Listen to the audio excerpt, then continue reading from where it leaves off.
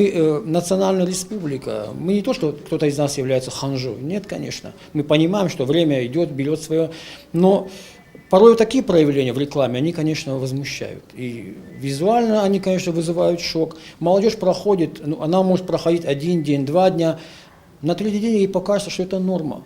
А это не норма, это нонсенс. Ведь у нас есть богатые национальные традиции, которые нам передали предки, которые мы должны высоко нести и дальше своей молодежи оставить в таком же высоком смысле. Ведь у нас есть огромное богатое наследие, это Ирландау, который мы должны не то что потерять, мы его должны сохранить, так же, как и наш язык.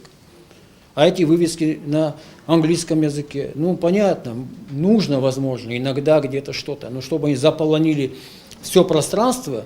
И вот уже такой пример, он стал нарицателем. Человек приезжает сюда посторонний, он не понимает, где он находится. Неужели это национальная республика? Конечно же нет.